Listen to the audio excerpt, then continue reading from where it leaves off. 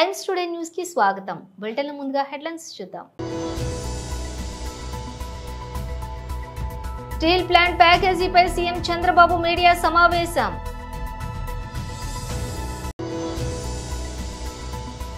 YS Jagan government ప్రైవేటీకరణకు వ్యతిరేకంగా AP అసెంబ్లీలో తీర్మానం చేశారు.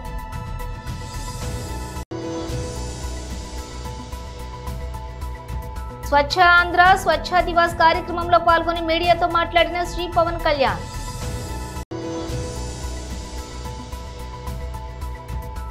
ఎన్టీఆర్ తోనే తెలుగు వారిలో రాజకీయ చైతన్యం బాలకృష్ణ.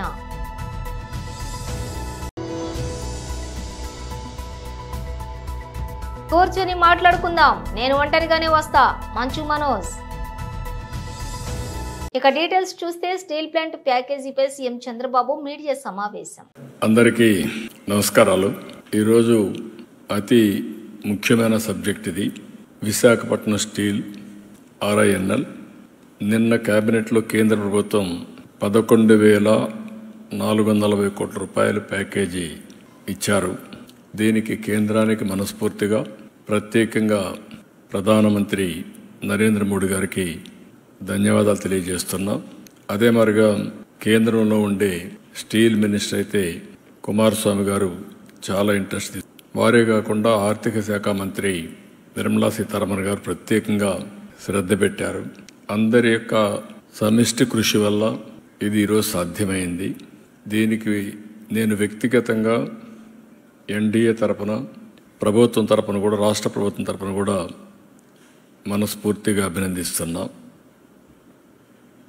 ఇది రాష్ట్రానికి ఒక ఇంపార్టెంట్ పరిశ్రమనే కాకుండా ఒక సెంటిమెంట్.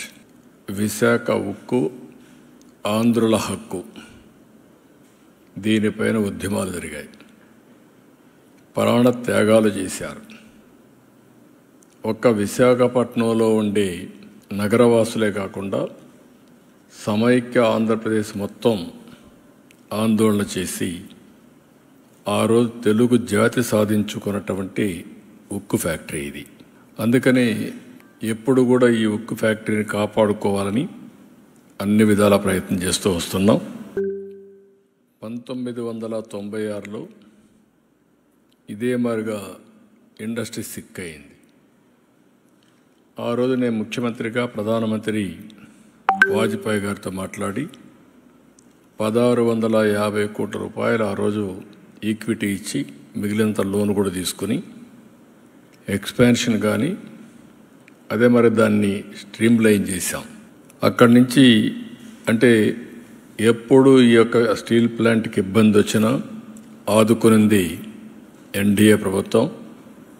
ఆ రోజు ఇక్కడుంది ముఖ్యంగా తెలుగుదేశం ప్రభుత్వం, ఇప్పుడు ఎన్డీఏ ప్రభుత్వం. మళ్ళీ ఇలాంటి అనేక సమయాల్లో ముందుకు వచ్చి ఇవన్నీ చేశాం. గడిచిన 5 సంవత్సరాల్లో పూర్తిగా నిర్లక్ష్యం చేశారు. దానివల్ల కూడా చాలా ఇబ్బంది వచ్చింది. ఎన్నికల సమయంలో హామీ ఇచ్చాం. అదే సమయంలో ఈ స్టీల్ ప్లాంట్ని కాపాడుతామని చాలా స్పష్టంగా చెప్పి నేను ముఖ్యమంత్రి అయిన వెంటనే దీని మీద శ్రద్ధ పెట్టాం. అనేక మీటింగ్లు పెట్టాం. ఆ రోజు మీటింగ్లో ఎంపీగా ఉండే భరత్ గారు కూడా అక్కడికి రావడం, అక్కడ ఆయన కూడా రిప్రజెంట్ చేయడం. అదే మరిగా మేము ఒక మీటింగ్ కాదు, సిరీస్ ఆఫ్ మీటింగ్స్ జరిగాయి. ఒకరోజైతే రాత్రి 12:30 గంటలకు మీటింగ్ పెట్టాం. ఆ రోజు నిర్మలా సీతారామన్ గారు చాలా బిజీగా ఉండడం, మహారాష్ట్ర నుంచి లేట్ నైట్ రావడం. ఆ లేట్ నైట్ వస్తే కాదు మళ్ళీ నేను వెళ్ళాలి కాబట్టి ఆ రాత్రి అర్ధరాత్రి కూర్చొని సమీక్ష చేశాం. వైఎస్ జగన్ గవర్నమెంట్ ప్రైవేటీకరణకు వ్యతిరేకంగా ఏపీ అసెంబ్లీలో తీర్మానం చేశారు. But ultimately in 2021 January I think our Deepam they have decided to disinvestment for 100% to go for the selling of the unit to privatize the unit 100%. But during that time, Andhra government, they have passed a resolution in the Andhra Assembly opposing this disinvestment decision.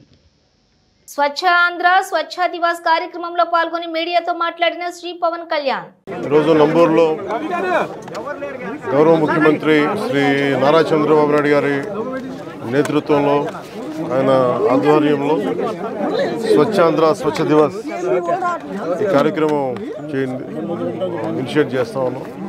అంటే ప్రతి నెల 3వ శనివారంలో చెత్త లేకుండా మన పరిసరాలని పరిశుభ్రంగా ఉంచుకోవడం ఎలాగనేది నిన్న క్యాబినెట్లో చేసి వెంటనే ఈ రోజున ముందుకు తీసుకెళ్ళింది.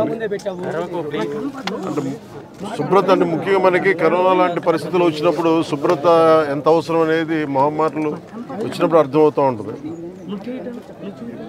ఒకవైపు 2047లో అద్భుతంగా భారతదేశం ముందుకెళ్ళాలి, ఆంధ్రప్రదేశ్ ఎదగాలనుకున్న దాంట్లో చాలా కీలకమైంది పరిశుభ్రత.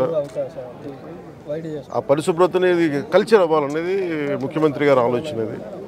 ఇది కేవలం ఒకళ్ళిద్దరు చేసి క్లాప్ మిత్రాలు లేదంటే మనం మన చెత్తను బయటపడేయటం కాదు, బాధ్యతగా ప్రతి ఒక్కళ్ళు కూడా సోర్స్ నుంచే దాన్ని సపరేట్ చేసే విధానం.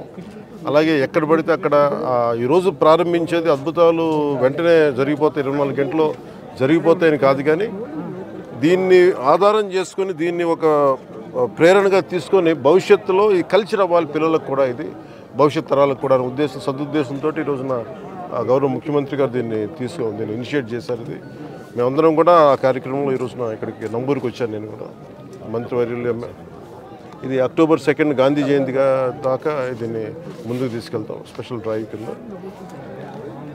ఈ సందర్భంలో నేను ప్రతి ఒక్కరిని కోరుకునేది కూడా మన ఈ చెత్త నుంచి సంపదని సృష్టించేది అలా సర్క్యులర్ ఎకానమీ. అంటే ఈరోజు మనం చూస్తే మనం ఏదైతే మనం తినిపడేసిన వ్యర్థాలు అయితే ఏవైతే ఉన్నాయో ఒక్కొక్కటి చూస్తూ ఉంటే ఒక్కొక్కటి చెత్తని కూడా చూస్తే ఒక్కొక్కటి కిలో 15 రూపాయలకి అమ్మగలిగి దాని నుంచి వర్మీ కంపోస్ట్ తయారు చేయడం, రకరకాల సంపదని సృష్టించే మార్గాలు చాలా ఉన్నాయి. అవన్నీ పర్యవేక్షించాం ఇవన్నీ. సో దాంట్లో భాగంగా ఇది ప్రతి ఒక్కరూ ప్రేరణగా ఆదర్శంగా తీసుకోవాలని కార్యక్రమం సాగుతూ ఉంది. కృష్ణా వరదల సమయంలో నిలబడ్డ